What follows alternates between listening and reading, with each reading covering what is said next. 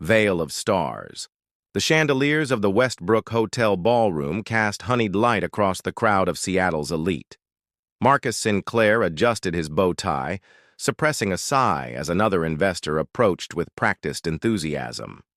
At 36, Marcus had built Quantum Frontier from a garage startup into a multi-billion-dollar tech empire, but these networking events still felt like an elaborate charade. "Mr. Sinclair, the committee is requesting you join them for photos," his assistant, Josephine, murmured at his elbow. "5 minutes," he replied, draining his sparkling water. "I need some air." He slipped through the French doors onto the terrace, the cool Pacific Northwest breeze a welcome relief. The Seattle skyline glittered beneath a canvas of stars, a view he'd once dreamed of owning but now barely noticed.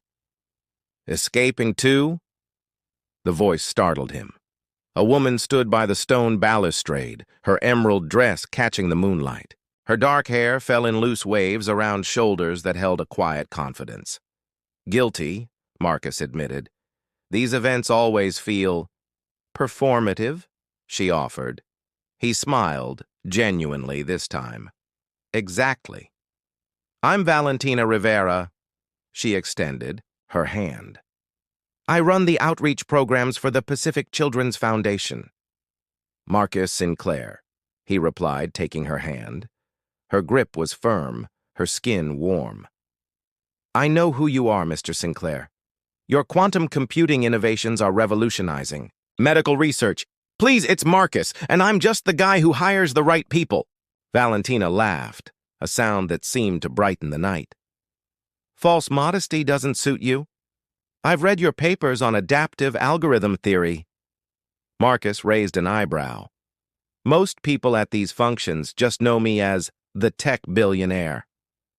"I'm not most people," she replied, her brown eyes holding his gaze.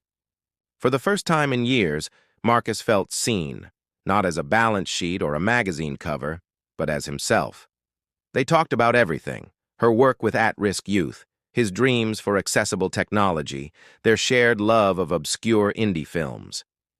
The gala continued inside, but they remained in their private universe until Josephine reluctantly interrupted to remind him of his speech.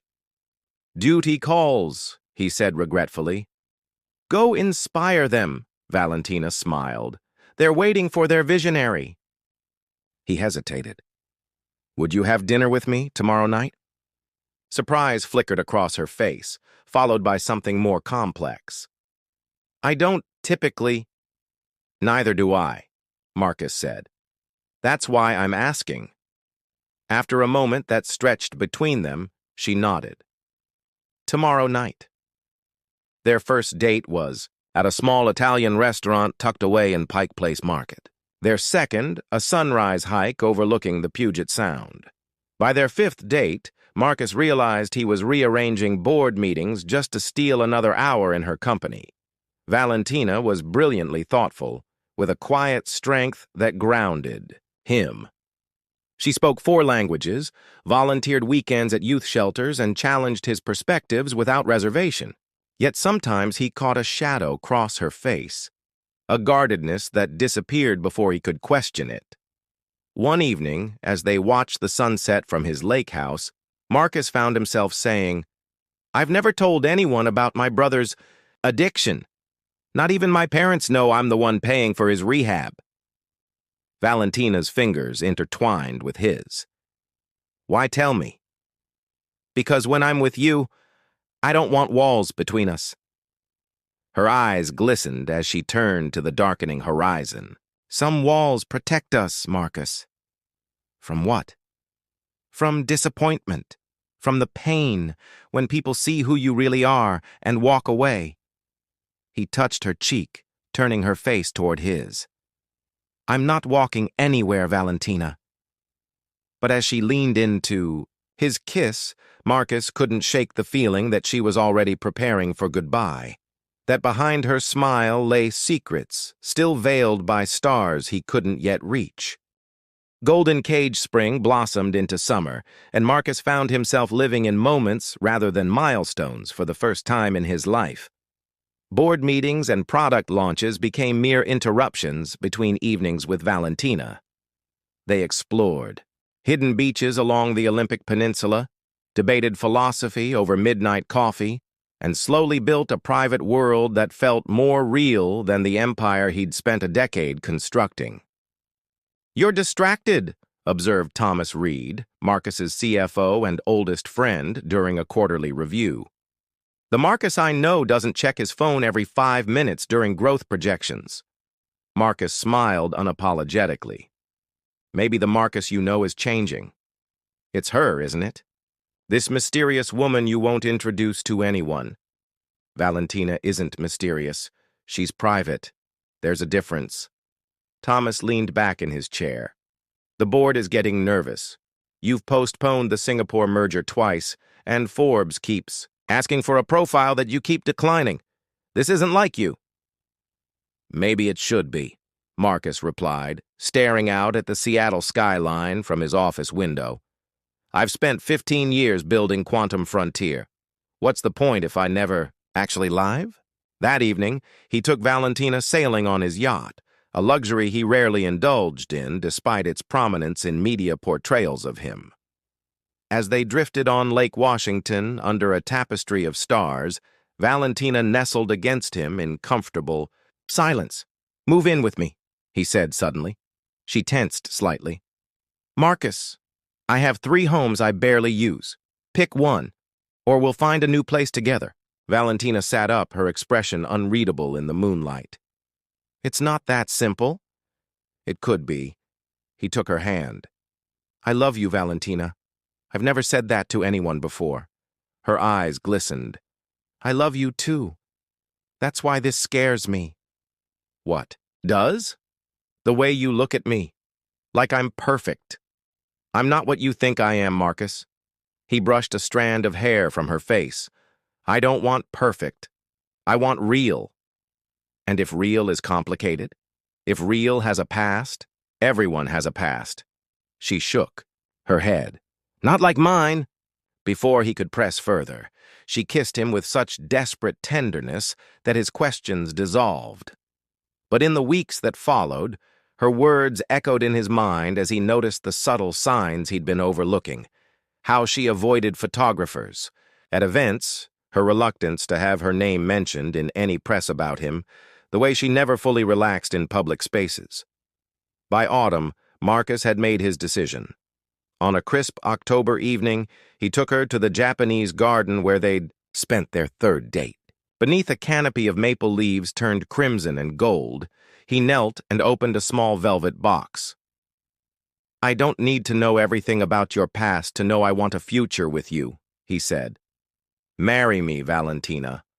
Her face crumpled with emotion. Not joy, but something closer to grief.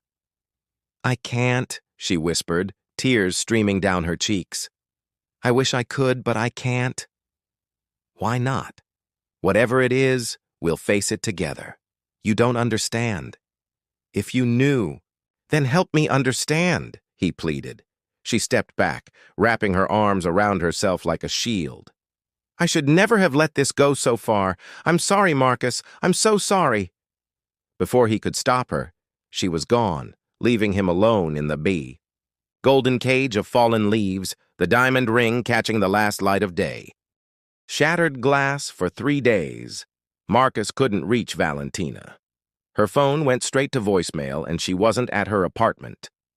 Desperation drove him to the Pacific Children's Foundation, where a sympathetic colleague finally revealed she had taken emergency leave. On the 4th night, as rain lashed against the windows of his penthouse, his security team alerted him to a visitor.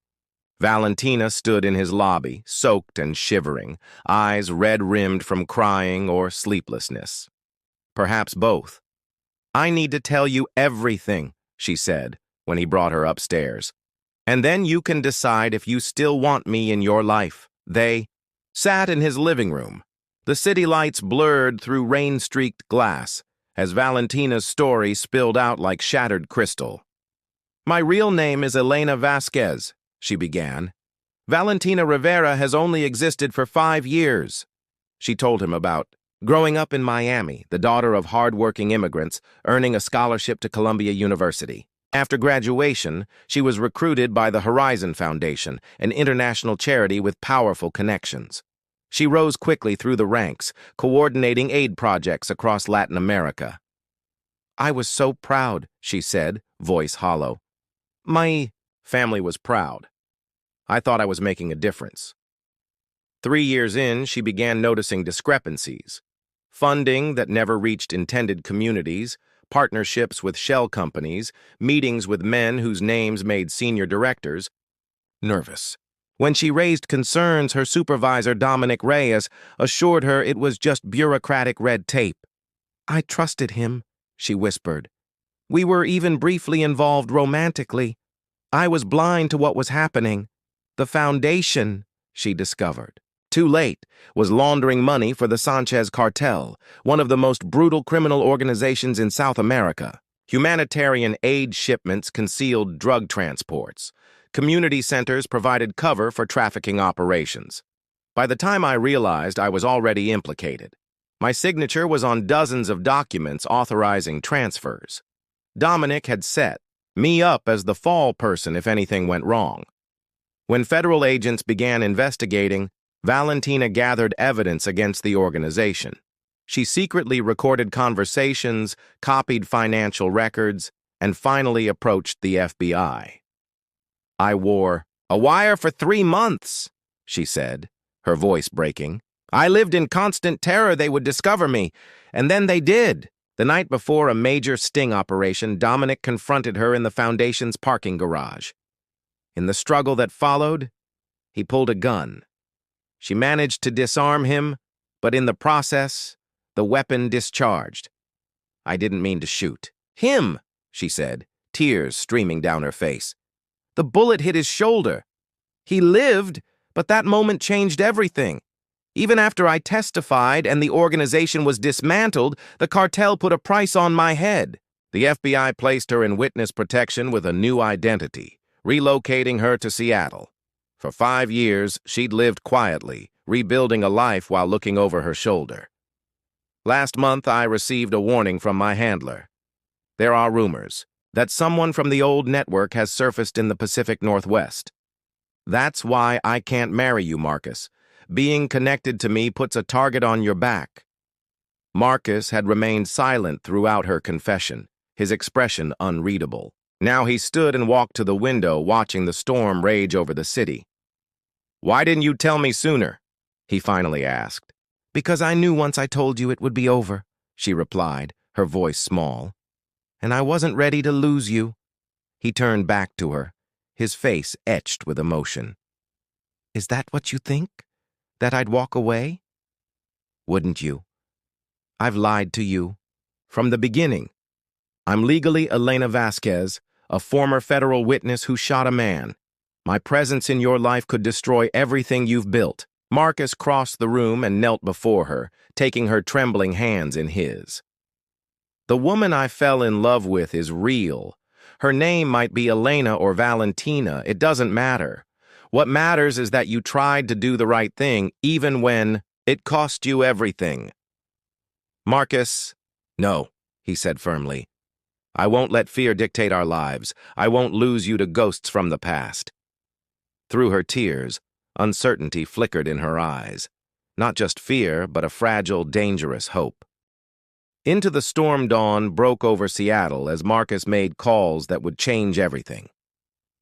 By noon, his private security director, former FBI agent Gabrielle Washington, had assembled a team of investigators and protection specialists in his home office. Valentina, Elena, sat rigidly beside him as he outlined what he wanted: a complete security assessment, enhanced protection protocols, and most importantly, a strategy to permanently resolve the threat against the woman he loved. "This isn't a simple stalker situation, Mr. Sinclair," Gabrielle warned. "We're talking about potentially active cartel connections. Even with your resources, this is extremely high risk." "I understand the risks," Marcus replied. "What I need are solutions." As the team dispersed to begin their work, his phone rang. Thomas Reed's name flashed on the screen. "The board is calling an emergency meeting," Thomas said without preamble. "Someone leaked to the Times that you're involved with a woman with a criminal past connected to drug cartels. They're voting on whether to force you to step down as CEO." Marcus's jaw tightened. "Who leaked it?" "I don't know, but this is serious. Our stock is already down 8 points in pre-market trading. Schedule the meeting for tomorrow morning. I'll be there." When he ended the call, he found Elena watching him, her face pale. "It's starting already," she said quietly. "This is exactly what I was afraid of." "It's just business," he replied, though they both knew it was more than that.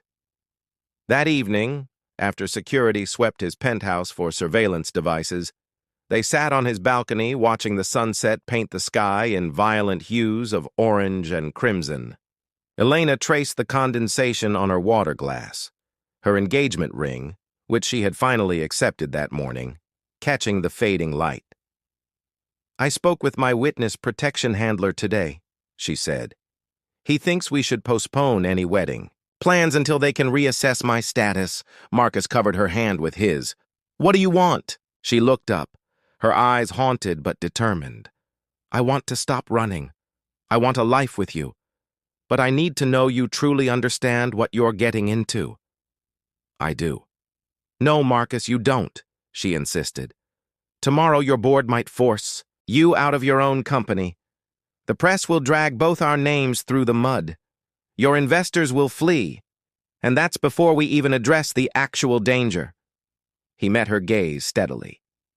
"Do you know what I realized when you told me your story? That I've spent my life building something I thought would give my existence meaning, but it was just a distraction from the fact that I was fundamentally alone.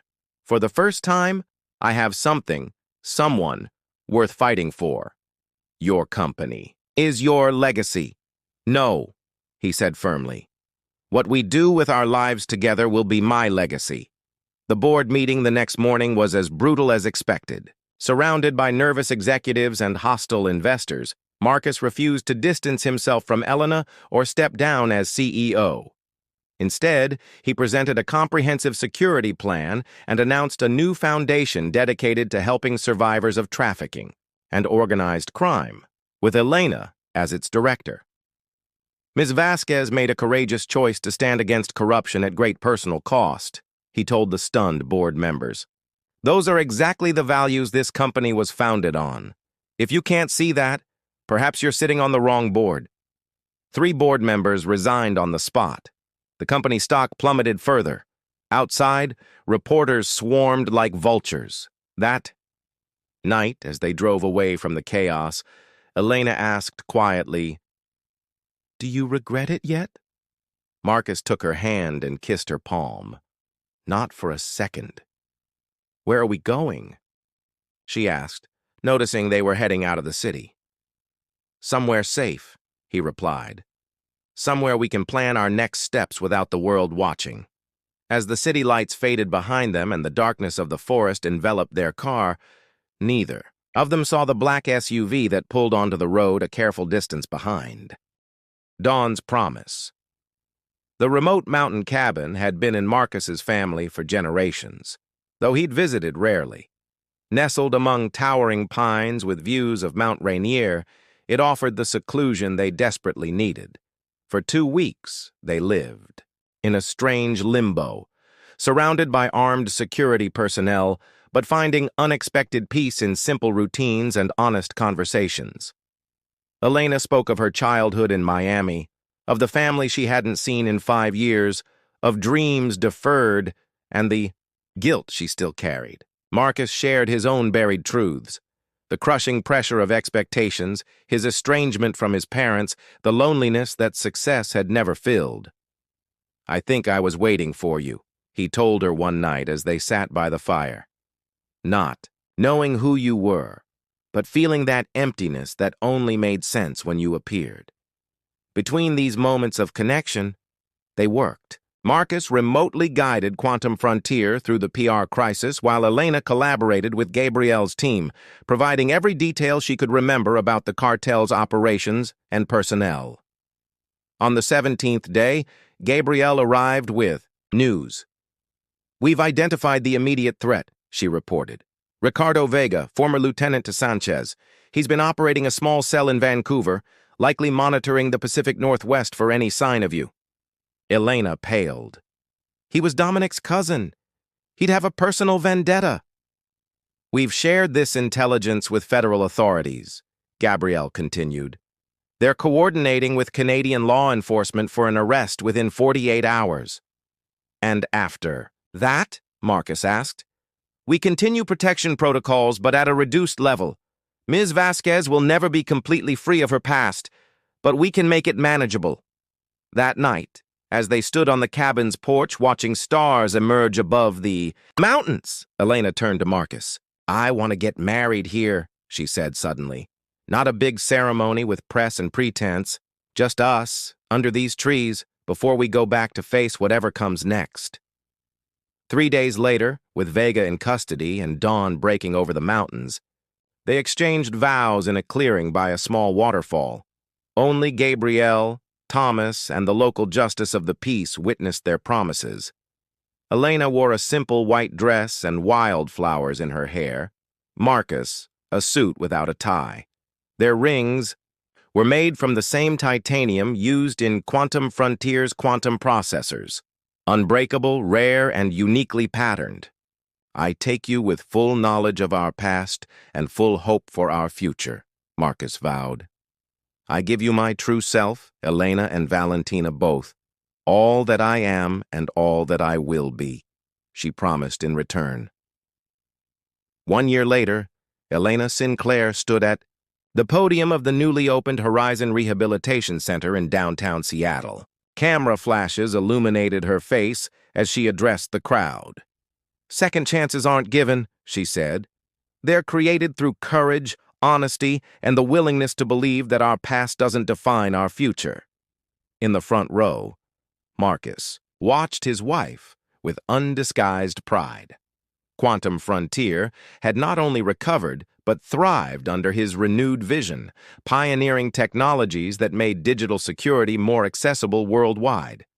The press had eventually moved on to fresher scandals, though the whispers never completely ceased. There were still security protocols, still occasional threats. Elena's family had relocated to Seattle under new identities, healing old wounds and building new relationships. The shadows hadn't disappeared entirely, but they had learned to face them together, standing in the light. After her speech, as they walked hand in hand through the center that would help hundreds of survivors rebuild their lives, Marcus squeezed her fingers. Any regrets? He asked, a question that had become their private ritual. Elena smiled up at him, her eyes clear and unburdened. Not a single one, she replied, and in the golden light of afternoon, it was nothing but the truth.